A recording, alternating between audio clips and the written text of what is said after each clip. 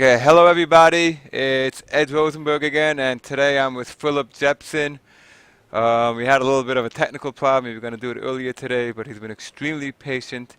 He's the creator of ManageByStats, which is a phenomenal program, from what I understand, for Amazon.com. How you doing, Philip?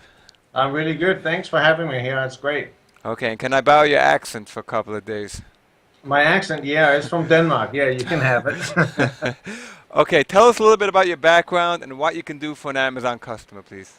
Well, okay. So I started selling on Amazon late 2013, so just over 2 years ago, and it grew pretty fast for me. I have about 5 brands now, 60 some products, and I found as soon as I had a couple products that I needed something to manage it better and break out the information better than Amazon allowed me to do. So I created just a program that online, as a web interface that allowed me to very easily download the data from Amazon and reconfigure it the way I needed it. And I showed that to a few friends, and they really wanted it. And then, we ended up making it public in the end. And what it does, it takes all the data from Amazon and it just restructures it so that it's really usable. So for example, on financials, we take the data from Amazon on all the information that comes down. We show it to you really easily by either Amazon payout period, or by week, by month, or by year. And we break it down by brand, or by product line, or by product. So you can see exactly how much profit, how much loss, how much detail fees that you paid to Amazon on every single product. We combine it with the information on your Amazon PPC spend, so you get a really good, accurate figure of what actually is your profit for that time period that you selected for each individual product or by brand. That's So really that's good. So I can know exactly by one SKU how much my profit is after FBA fees, after CPC, after damaging, and after all of that stuff, right? that's right. It breaks it down in complete detail. So you have all of that. So that's one part of it. Then we also started doing graphs of all of this. So you have all this information available also in graphs. And then we included some additional data that you can't really get easily from Amazon in a graph, like the buy box percentage that you have, or the conversion rate, or the number of reviews, or the quality of the reviews you're getting. So we give you just a whole bunch of additional key performance indicators graphed as well. And again, you can do that by product or by brand or product line. Now, what do you mean by the quality of the reviews? You mean organic versus paid reviews? No, the average rating that you get. So let's say you're getting 50 reviews in a week, and so what's the average star rating that you got on those? So 4.7, 4.8, whatever it is, right? So it gives you a good idea of, you can see by time period and by product exactly what the reviews are like that are coming in.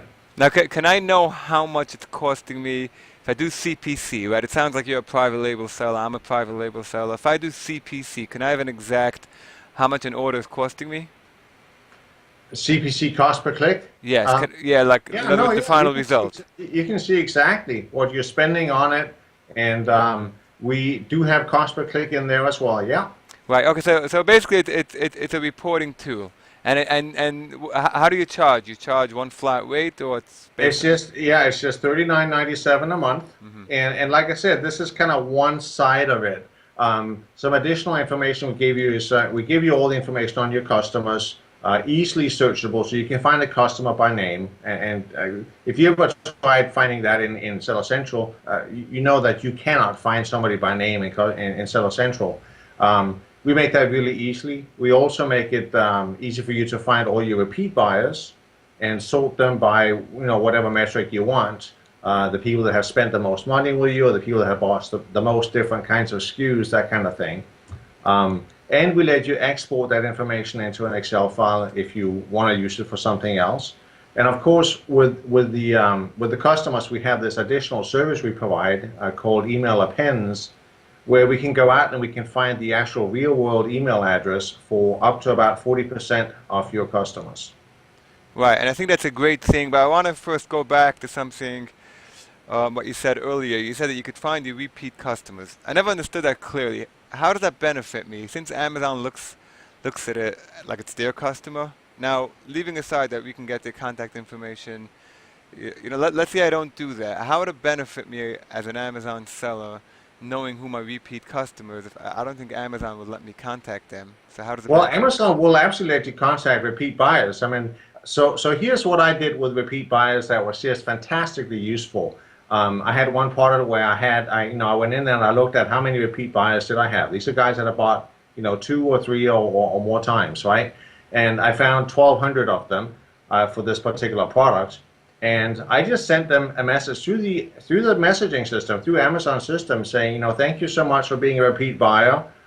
In appreciation of that, here's a discount code for your next purchase. And we noticed that you haven't left a review yet. We would love to get a review from somebody like you who's bought from us several times. We got in less than a week, we got 600 reviews on that product. It was Wow. just absolutely fantastic. And you went, but it's not automated. You got to go one by one. Well, you can just export it into a file. So we automated it. We're still sending it through Amazon, but we just automated the send of it. Right. Okay. So now I want to get to something you mentioned just a minute ago. Now I think that a penned email is fantastic. Now we're going to forget about if it's a TOS violation. You said it's not. But you're saying that I can get my Amazon customers' email information. What percent of what accuracy is it? What percent accuracy is it? Well, it's going to be between 35 and 45% of them where we find the actual real email address for them, and that is their actual real email address. If we find one, it's the real one. For about 60% of them, we won't find one, and we just can't get an email address for those. In terms of service, Yeah. Amazon doesn't in any way restrict you from actually finding it. It's just what you do with it. So you have to use those emails smartly. You don't want to go spamming them.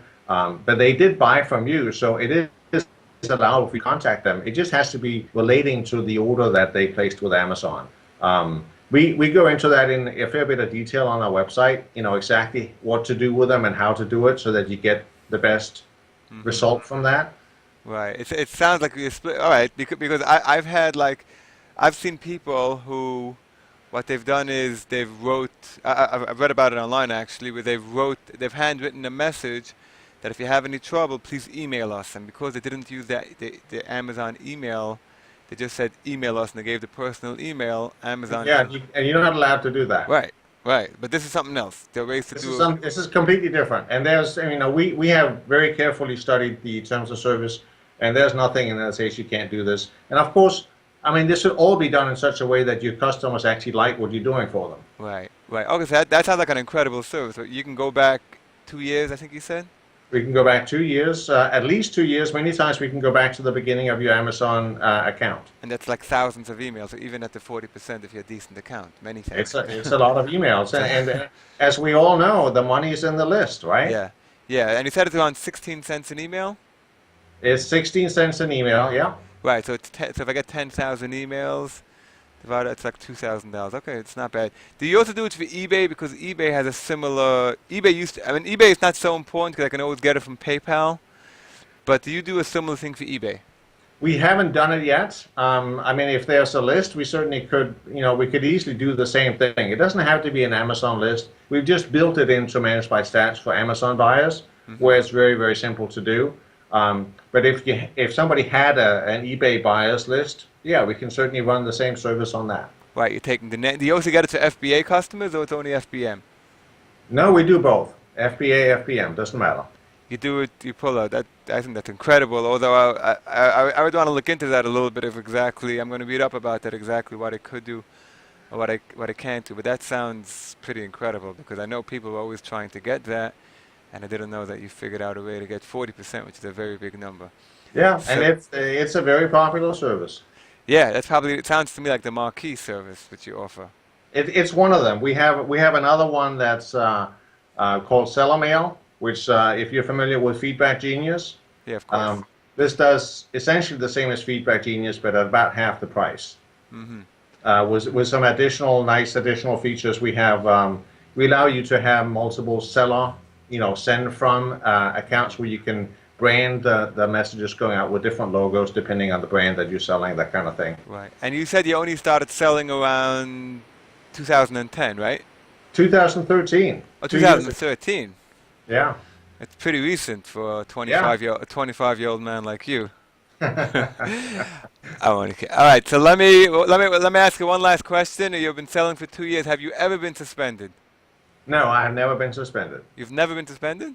Not once, not even close. Yeah, you never know. We're all close to being suspended. I mean, you never know. We haven't been close. No, no, I haven't even gotten any warnings. So No, no, no policy. I've been playing by the rules. Right. Sounds great. Yeah. Okay, that's really good, and I really appreciate Philip you spending the time, and we'll keep in touch. Thank you so much. It's my pleasure. You have a great day. Be well. Bye.